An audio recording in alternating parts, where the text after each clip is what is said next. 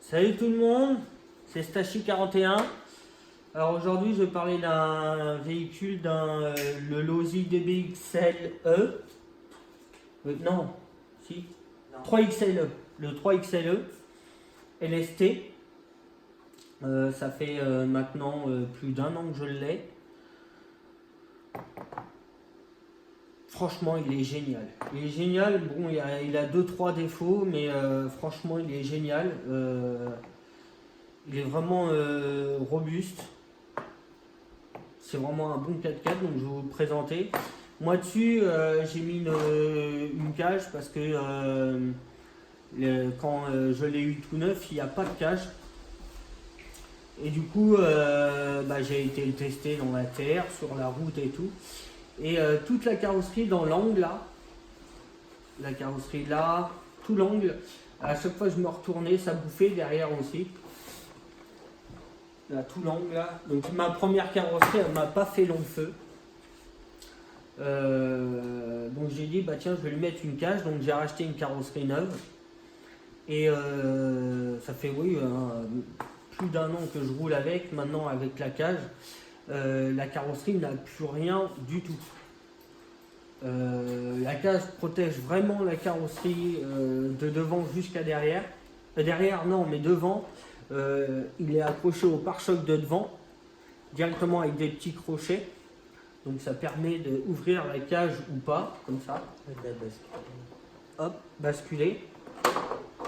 Derrière, ça s'emboîte directement sur la carrosserie par une petite fixation. Et derrière, fixé avec deux goupilles, donc ça tient vraiment toute la carrosserie.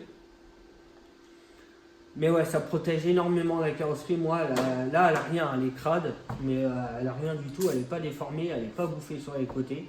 La cage est très solide. Au début, j'étais sceptique, mais sur le coup, j'ai été moins sceptique parce que tout ce que je lui ai mis dans la figure, ça protège le véhicule et la carrosserie.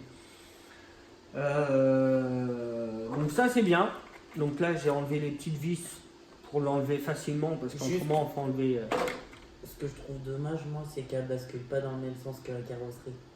Donc du coup, quand tu déplies tout, ça te fait une longueur de ouf. Ah ouais, ça fait parce que la carrosserie sur ce véhicule-là, elle s'ouvre comme ça. Alors voilà, on se retrouve avec un bout de carrosserie derrière, devant c'est la galère. Donc je l'ai pré-démonté comme ça au moins. Donc la cage, ouais, vraiment solide. Protège vraiment la carrosserie, elle bouge pas. Bon, la carrosserie, le gros problème c'est quand même leur fixation à la con derrière qui est vraiment solide, pas très solide. C'est vraiment du petit plastique qui se tord vraiment facilement et qui casse de peur en plus. Donc leur système de pliage là, c'est pas le top. Mais du coup la cage vient se fixer dans ces deux petits crans derrière. Avec deux goupilles, une goupille en dessous. Mais c'est pris sur la carrosserie. Donc quand ça casse, le système de la cage ne sert plus à rien parce qu'il n'y a plus rien qui est tenu. Donc ça c'est fragile. Moi je vais changer le système, je vais enlever ce système là et je vais mettre directement des plots de carrosserie qui sortent directement d'ici dans la carrosserie. Comme ça à chaque fois j'enlèverai la carrosserie et la cage viendra avec. Parce que autrement, ça fait déjà 3 fois que je l'ai changé, ça pète de peur. Oui, encore, ça a pété ici. Direct, la vis, elle est restée directement dans le plastique, donc une galère à enlever, bien sûr. Mais la carrosserie en elle-même, elle n'a pas trop mangé, vous voyez, les arêtes, elles sont pas trop mangées. Là, devant, c'est de ma faute, j'ai pas mis de plaque de protection. Donc, ça a bouffé le plastique, mais avec une plaque de protection et la cage, il n'y a aucun souci. Vous voyez, même les arêtes, elles n'ont rien du tout, elle est vraiment protégée. Par rapport à la première qui a fait 4 mois, il y a encore, je suis allé doucement. Après, alors je vous montre la bestiole. Bon, ce qui est bien, c'est qu'il y a de la place pour les bacs batterie, ça c'est cool. Mais le problème c'est qu'ils ont un système ici pour mettre les batteries, un système qui vient s'enclencher là-dedans, une petite barre en plastique qui vient s'enfoncer dans une petite tétine directement sur le châssis ici où on met une goupille. Donc un petit système. Hop, je vous montre. Ça fait comme ça. Et après on vient mettre une goupille qui vient. Mais c'est assez restreint parce que des batteries comme HRB des 5000, eh ben, en longueur ça rentre pas. Donc on a dû décaler la petite tétine de 2 cm et on a pris une grosse équerre murale qu'on a coupée en deux et qu'on a refait à peu près la même forme qu'il y avait d'origine en plastique. Donc la barre est plus grande, comme ça me permet d'avoir une plus grande batterie, de pouvoir la clipser avec une petite goupille. Vous voyez, c'est le même système que le plastique. Après, les suspattes. Alors, les suspensions, celles de devant, pour moi, elles ne sont pas assez protégées. Les chocs, vraiment, arrivent ici. Donc, j'ai déjà tordu 3 barres de suspension devant. J'ai cassé une suspension. Donc, je les avais changées contre des suspensions, des vieilles suspensions que j'avais sur un véhicule avant, sur un gros HPI, avec des grosses suspensions comme ça. Je les avais mis dessus, mais c'est pareil, ça vient taper au même endroit. Donc là, c'est vraiment un gros problème. Moi, au futur, là, comme je vais faire une révision complète, je vais essayer de lui mettre un pare-choc vers le bas ou des plaques de protection parce que c'est vraiment chiant les suspensions. C'est des bonnes suspensions. Celles de devant, bon, je les ai changées une fois, 2 fois avec parce que j'en ai racheté des neufs pour un autre projet, mais du coup pour l'instant je fais une pause, donc j'ai récupéré pour me mettre sur celui-là pour rouler avec parce que j'en avais pété une ici, donc je me suis dit allez hop, je mets la paire neuve, j'ai des neuves, mais autrement non, c'est des bonnes suspensions. Les huiles dedans je les ai pas changées encore, mais on doit être autour de 700 derrière ou 500 derrière peut-être.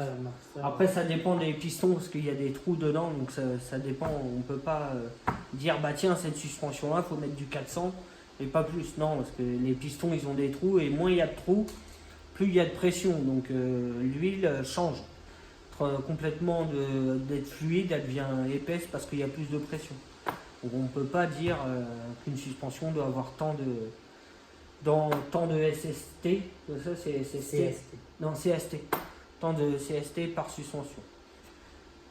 Donc, un point positif, négatif, ouais, c'est les protections de suspension de devant, c'est pas le top top. Les pare-chocs. Alors, le pare-choc avant, il a cassé à cet endroit-là, une fois. Je l'ai changé en une sortie recassée. Et du coup, comme la cage est prise devant, ici, je le change plus. Je ne l'ai pas changé parce qu'à chaque fois il casse de peur. Et la cage fixée ici avec la carrosserie derrière, ça bouge pas du tout. Ça reste même un peu fluide, comme ça au moins la carrosserie et la cage elles peuvent bouger. Parce que bah, c'est des pièces, c'est vraiment fragile. Hein. C'est du plastique, ça pète de peur. Hein. Sérieux. L'anti-bascule derrière. Alors l'anti-bascule derrière MDR. J'ai fait 5 minutes. Oui, c'est un grand truc derrière avec des roues et 2 barres en alu.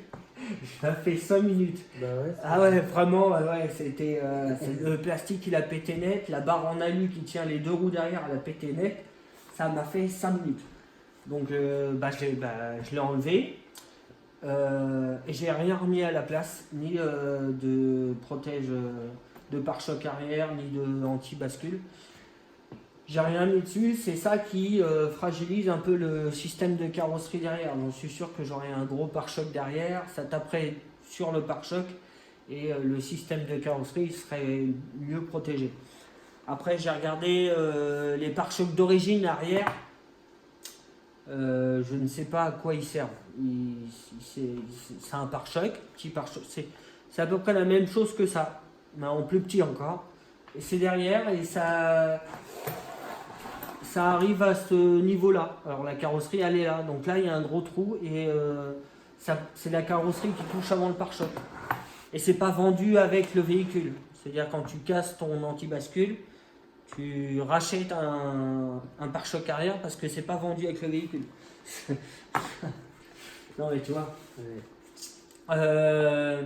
En parlant de ça, je vais parler aussi des diffs. Losi, ils ont sorti un MT. Moi, j'avais un X-Mag, j'ai des Revo, j'ai des HPI en MT. C'est des bons MT. Je n'ai pas dit que c'était les meilleurs véhicules, mais c'est des MT. Donc chez Losi, j'ai acheté celui-là. Je me suis dit, c'est un MT. Excusez-moi. C'est minable ça. Ah. Excusez-moi. Ah putain, ça revient. C'est chiant. Donc normalement un MT, qu'est-ce que ça fait? Ça fait des sauts, sauf que chez Losi, ils ont fabriqué un MT, mais pour pas sauter avec. Vous avez le droit d'en faire dans la prairie. Vous avez le droit d'en faire dans la prairie avec des petites bosses, mais il faut pas que ça... Parce que dès que ça saute de trop et que ça vient atterrir au sol, donc les suspensions elles se lèvent, comme ça, des deux côtés. Et quand ça vient, les deux suspensions arrivent au même moment, comme ça, avec les roues, même en bas, quand on est en haut de... Non, pas en bas, plus en haut, quand ça vient taper. En gros, quand les deux roues elles viennent comme ça vient taper à l'intérieur des cloches, des deux côtés, ça vient serrer le diff et ça le bloque. Parce que le cardan est trop grand. Le cardan est trop grand, donc quand ça vient taper au sol, ça vient bloquer les diffs. Ça détruit même pas la couronne et le pignon d'attaque, mais ça vient détruire directement où sont les cloches. Ça vient directement détruire les satellites qui sont à l'intérieur. Donc c'est complètement... voilà, on a le droit d'acheter un MT, mais pas de sauter avec. Parce que si on saute avec, on casse les diffs. Et du coup, sur la notice, c'est écrit en tout petit. C'est pas écrit, je ne sais plus si c'est écrit. Mais ils avaient prévenu Losi que si on voulait faire du bash avec, fallait acheter des différentiels à glissement limité. C'est la chose que j'ai fait. Alors, la différence entre les différentiels d'origine, alors vous voyez, il y a des petites plaques en alu. Il y en a 4 qui viennent tenir les satellites à l'intérieur. C'est des angles droits pour qu'elles soient bien calées et qu'elles ne bougent pas. Du coup, quand les suspensions sont en haut, ça vient serrer le satellite de droite et gauche, comme ça. Et ça bloque le diff et c'est les satellites qui mangent. Donc, ils ont sorti des différentiels à glissement limité. Alors, vous voyez les petites pattes qu'il y avait sur celui-là à angle droit. Sur celui-là, ils sont biseautés. Donc, quand le diff il vient appuyer sur le côté, ça leur permet de se déplacer à droite et à gauche. Parce que sur l'axe qui tient les petits satellites à l'intérieur, il y a 2 petits ressorts, juste avant les satellites. Donc quand ça vient appuyer, ça permet au diff de glisser un peu à droite et à gauche pour pas exploser les satellites droite et gauche. Mais voilà, moi je trouve ça bête, ils auraient pu sortir directement ça sur le Losi, parce que en gros tu achètes un Losi, si tu es en mode papy, tranquille, il n'y a pas de problème. Par contre, si tu veux faire des sauts, il faut changer les différentiels. Donc c'est la chose que j'ai fait. J'ai changé le différentiel avant, arrière. J'ai mis de la 50 000, 30 000. Je n'ai plus jamais eu un seul problème. Plus jamais. Pourtant, ça c'est mon véhicule de bâche avec la Revo 2 et le Nero, Arma Nero. C'est des véhicules que je sors pour le bash parce qu'ils sont solides, ils sont fiables. À part la Revo 2 avec les chapes, il faut prévoir une petite quinzaine de chapes par pack batterie à peu près. Parce que c'est minimum, même les bleus. Non. Enfin bref. Donc c'est un véhicule de bash et je fais vraiment du bash avec la carrosserie et la cage que j'ai. Je fais vraiment du bash avec de tout et n'importe quoi. Franchement, je n'ai plus un seul problème de différentiel. Je fais des retournements à chaque fois, donc ça bloque les roues pour avoir une bascule. t'accélères et tu freines d'un coup, t'accélères et tu freines d'un coup pour avoir ton assiette qui, comme une assiette, et une fois qu'il est sur la tranche, une fois qu'il est debout comme ça, un petit coup de roue et hop, il se remet sur les roues. Donc les différentiels, ils sont accélérés à fond et serrés directement, freinés d'un seul coup. Donc les différentiels, avec le glissement limité, et ben, ça permet au différentiel c'est moins violent dedans. Ça bloque pas tout d'un coup, ça glisse un peu. Donc pour les retournements, c'est génial. Donc voilà, j'ai vraiment plus de problème avec. Là, ça fait 1 an que je roule avec depuis que j'ai tout changé, j'ai fait les petites modifs dessus. Ça ne bouge plus du tout. Après les diffs, on va parler des triangles. Les triangles, j'en ai pas cassé un seul. Ils sont vraiment, vraiment solides. Les fusées, les portes fusées, j'en ai pas cassé une aussi. Ça m'est jamais arrivé. Donc c'est assez solide avec tout ce que je lui mets. C'est vraiment. Ouais, il mange cher celui-là. Un petit peu, ouais. Beaucoup.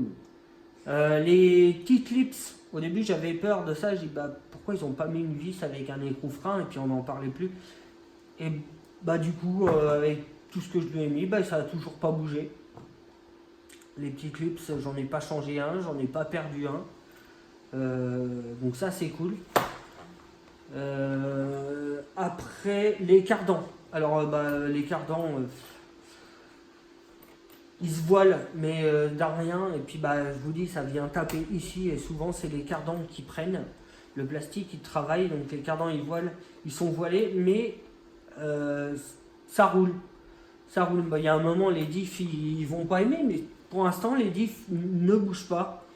Je pense que ce petit glissement limité, même si ça bouge un peu, ça doit prendre les mini-chocs que quand on a un diff comme ça ne bouge pas du tout. Donc avec les vibrations du cardan, le diff doit faire, bon là c'est exagéré, mais ça doit faire des petits mouvements. Et souvent les couronnes et les pignons d'attaque comme la Revo derrière ça fait la même chose, parce que c'est un grand cardan. Donc le cardan il fait bouger directement le différentiel, et la couronne et le pignon d'attaque, souvent c'est eux qui prennent. Et là ça ne bouge pas, l'intérieur ne bouge pas. Donc les cardans sont un peu voilés, mais bon, je tourne avec, j'ai pas eu trop de soucis sur les cardans. Les roulements, à part un petit coup de soufflette et un petit coup de WD-40 en 1 an, ils n'ont pas eu un jeu. Je peux prendre une fusée, il n'y a pas du tout de jeu, il n'y a rien du tout. Là-dessus, sur les roulements, j'ai jamais eu des problèmes. J'ai acheté un kit de roulement complet au cas où. Et c'est vrai que j'ai acheté beaucoup de pièces pour lui au cas où. Et du coup, je les ai encore, les pièces. Donc là, avec la révision que je vais lui faire, je vais changer des pièces qui ont dû un petit peu manger. Et puis je me suis dit, ça va aller, et ça roule tout le temps. Donc pourquoi les changer tant que ça roule correctement, bien sûr, pas n'importe comment, mais ça roule correctement. Donc les roulements, j'ai jamais eu de problème. Les diffs c'est fait. Le moteur, alors le moteur pareil, c'est un d'origine 2200 kV 4 pôles. J'ai eu des retours sur Facebook et puis certains groupes qui n'étaient pas contents du moteur, qui chauffait de trop. Moi spécialement, j'ai jamais eu de problème. Et puis que c'était spécifique à cette voiture-là, parce que par rapport au radiateur, tu pouvais pas choisir un autre moteur, mais franchement avec ce moteur-là, ça suffit largement en 6S. Moi en tout cas, j'ai pas eu de problème, donc j'en suis pas mécontent, il fonctionne bien. Question chauffe, il chauffe pas énormément. Après ça dépend comment je roule, mais même sur un véhicule bien ventilé et tout ça, quand tu tapes dedans, il chauffe. Si tu restes vraiment, si tu fais le barbare, ça chauffe. Prendre n'importe quel véhicule, ça chauffe. Différentiel central. Alors c'est celui-là d'origine, j'y ai jamais touché. Je pense pas que ça soit un glissement limité à l'intérieur. D'origine, j'ai pas démonté, donc Mais il a jamais bougé, j'ai jamais eu de problème avec. En un an, il a fait son travail. Donc là, il mérite une bonne révision. Ce que j'ai apprécié sur ce véhicule-là, c'est... bon, je les ai changés qu'une fois, les diffs. Mais la seule fois où je les ai changés, c'est vraiment simple à les enlever. Vraiment simple à enlever, il y a 4 vis à enlever. Tu enlèves le socle. Derrière, il y a une plaque de métal où il y a des axes qui sont dedans, tu l'enlèves. Tu as 2 petites plaques sur le côté qui tiennent, qui tiennent le carter diff. Tu enlèves les 2 petites plaques, tu enlèves la vis qui tient le cardan au diff arrière. Et le diff, tu l'enlèves comme ça et tu le... C'est vraiment très simple.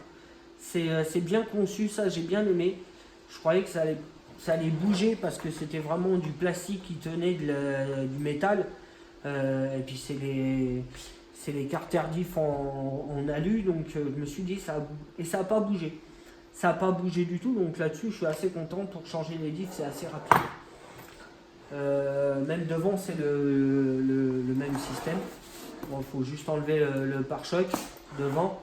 Ces 2 vis qui sont en dessous. Hein, ces 2 petites vis là tiennent tout le pare-choc complet. Vous voyez, il a un peu mangé l'avant. Je ne sais pas si vous voyez. Mais le devant c'est pareil, c'est hop, on enlève la plaque, on enlève la petite plaque en alu qui tient les axes de triangle. Et on a directement les 2 petites cales à enlever. Le diff vient en lui-même. Donc c'est vrai que c'est pratique ça. Après le variateur, c'est un 150 ampères de 3 à 6S. La marque c'est... C'est Léopard, non, c'est Fuse. Fuse. F. Si, Fuse. Je sais plus c'est quoi comme marque il y a dessus, mais bon, on dit ça fait un an que j'ai pas de problème avec. Qu'est-ce qu'il y a eu avec si à part le ventilo, la merde elle vient se mettre dedans. Ah si, Donc, qu'il est pâteau au niveau direction. ah bah la direction, ah ouais, alors le cerveau de direction c'est je sais plus ce que c'est un 35 kg je crois, un truc comme ça, c'est des cerveaux de 1.5 qu'on met sur les 1.5 et au bout d'un moment je le trouvais pâteau, j'ai dit la direction elle est pâteau, donc je l'ai démonté, j'ai regardé, j'ai dit je vais en acheter un neuf, c'est pour voir le problème il vient d'où, donc j'en ai racheté un neuf. Comme ça, du coup, il m'a servi pour autre chose. Sur mon HPI 1.5, le cerveau était mort. Donc, du coup, je m'en suis servi et je l'ai remis dessus, le 9. Et ça faisait exactement la même chose. Donc, en fait, ça vient du cerveau. Il est conçu comme ça d'origine. Donc, j'allais pas en racheter un plus puissant. Il est très bien. Mais il est pâteau. Voilà. Ce véhicule-là, il est bien, mais c'est un pépère. On l'appelle plus pépère pâteau que. Hein, c'est pas un Revo, c'est pas un. Je sais pas, c'est vraiment le pépère quoi. Dessus, qu'est-ce que je change? Si, les prises de C5, je les ai enlevées. J'ai mis les XT90 directement dans l'emplacement où les C5 étaient. Ça, c'est agréable. Parce que quand tu viens mettre ta batterie, tu viens l'emboîter, tu viens prendre ta prise et la tirer. Et ici, là. Moi, je vais prendre les pots de graisse. Ah. Et t'as pas à prendre la prise et à se déconnecter comme ça et abîmer les fils. Là, tu prends ta prise, tu l'enlèves et ça bouge pas. Et ça, c'est bien ça. Ah si, je voulais parler des roues.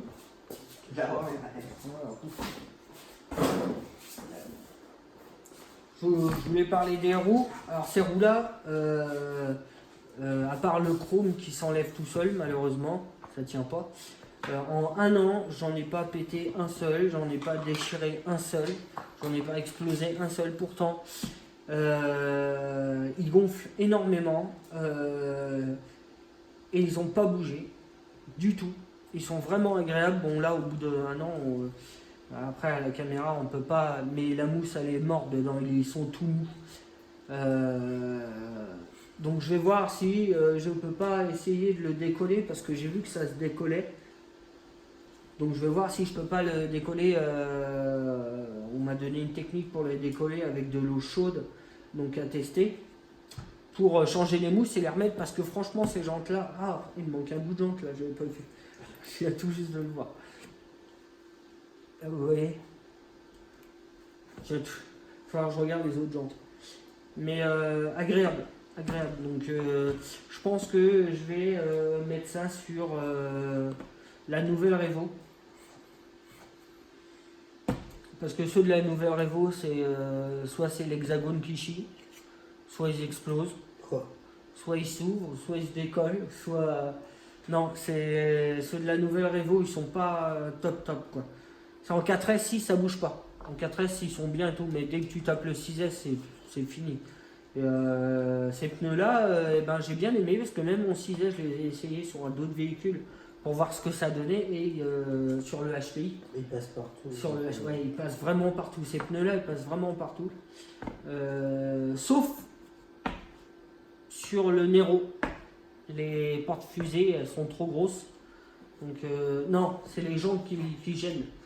Parce que dans les jantes, là, le petit retour, ce retour-là, vient taper dans la fusée. Donc, on peut pas les mettre. Mais c'est dommage, parce que sur le Nero, j'aurais bien voulu voir ce que ça donne. Bon, à part qu'il faut modifier la jante, donc il faut gratter un peu pour que ça passe, mais on verra. Je vais peut-être le faire, parce qu'ils sont vraiment agréables, et sur le Nero, j'aimerais bien voir ce que ça donne.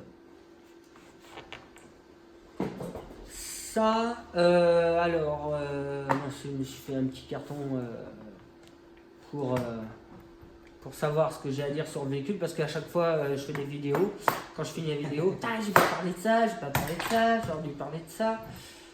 Les bacs batterie d'origine, ils sont bien, mais voilà, moi je trouve que c'est restreint, ils sont restreints en batterie, parce que juste une paire d'HRB 5000, ça rentre pas en longueur.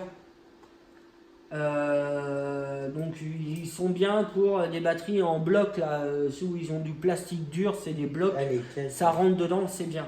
Mais voilà, moi je roule que avec des HRB, j'avais pas acheté des batteries juste pour dire je vais rouler avec d'autres batteries. Donc bon, voilà, on a dû modifier les barres, on a dû reculer les petites tétines pour mettre la goupille. Mais autrement, non, la batterie, quand elle est dedans et quand il y a la barre, ça tient bien, quoi. Il ne bouge pas, ni de droite ni de la gauche. Il y a plusieurs hauteurs. Sur le petit système qu'il y a ici, en fait, la barre vient se mettre. Alors, il y a un niveau en bas où tu mets vraiment que des petites batteries, et il y a un niveau en haut où tu mets des batteries un peu plus épaisses. Mettre par exemple 2 4S en parallèle, comme ça tu roules en 4S, tu as 2 grosses batteries et ça tient bien, quoi, par rapport à la hauteur. Il y a quoi d'autre? J'ai parlé un peu de tout. C'est déjà bien. Ouais, j'ai parlé de tout. Si, la manette, je l'ai pas. La manette, je l'ai pas. Attends, je vais la chercher, je reviens. C'est une DX Spectrum. Non, si, c'est celle-là. J'arrive. C'est une Spectrum, une DX2E. La seule chose que j'ai changé dessus, j'ai pris la roulette la petite roulette de la direction de la manette Traxxas. Ça y va bien. Parce que celle d'origine elle est en plastique. Moi j'aimais pas, il y avait pas de. Moi j'aime bien avoir une petite mousse pour que je mette une petite pression dessus et pouvoir bien gérer. Avec le plastique, j'avais du mal au bout d'un moment dans des virages. J'ai essayé de remettre mes doigts parce que ça me glissait. Dessus, ce qui est bien, c'est on peut mettre le pourcentage de la puissance, donc 50, 75, 100%. Il y a le système pour changer le sens de direction droite-gauche par rapport à comment vous conduisez avec le volant. L'accélérateur, pareil. Il y a le trim de direction, donc droite-gauche. Et il y a le trim du frein moteur, marche arrière. Je sais plus comment il s'appelle celui-là. Le trim Marshall. Oui, le trim, le petit bouton quand tu le tournes, ça avance tout seul et ça recule tout seul. Combien? Je sais plus. Non, non plus. Et ça c'est quoi? C'est comme le TSM? Ou c'est le braquage de direction? Non, si ça c'est le braquage de direction. Ou c'est comme le TSM? Non, c'est comme le TSM chez Traxxas. C'est le... Non, ça c'est pour la fluidité, l'angle, ouais. Non, ça c'est... C'est, ouais. Je sais plus sur celle-là si ça sert de... Mais dessus il y a écrit AVC, ouais c'est ça, non c'est ça, STA. C'est comme la même chose que chez Traxxas.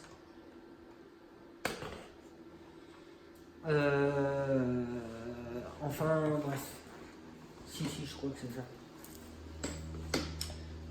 Dessus ce que j'ai bien aimé aussi c'est le petit système où il y a le variateur.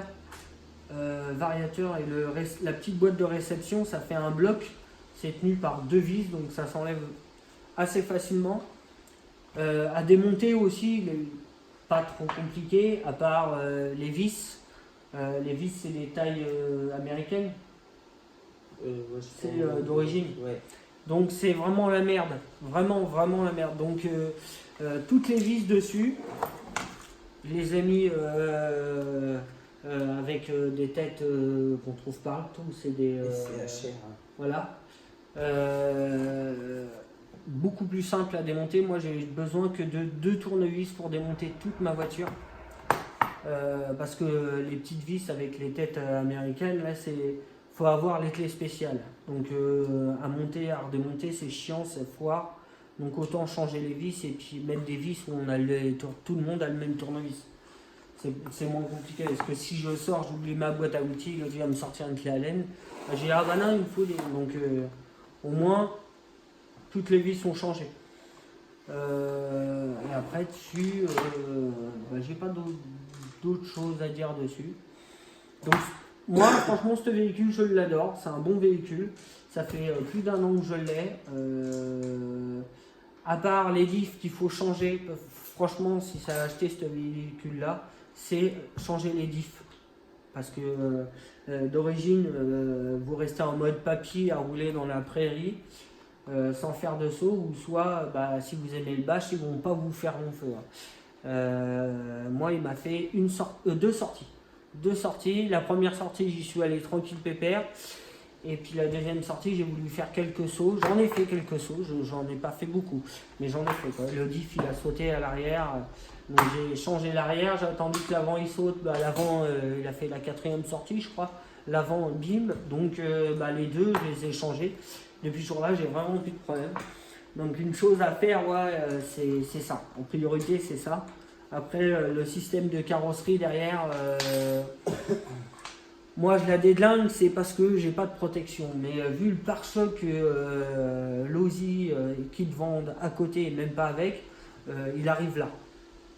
Tout l'arrière de la carrosserie est là. C'est que la carrosserie qui mange. Donc je vais voir peut-être avec un skid plate et un pare-choc de HPI en plastique là. Ça protège bien. Moi j'aime bien travailler avec ces petits pare-chocs là. Sinon... Tu vois quoi d'autre toi? Voilà. Pas grand chose. Hein. Donc on a fait le tour. Si les cloches de. Les cloches de. Ça y est, j'ai oublié. De diff. Parce que elles sortent du diff, elles sont pas vissées sur une petite sortie du diff, c'est qu'elles sont directement du diff.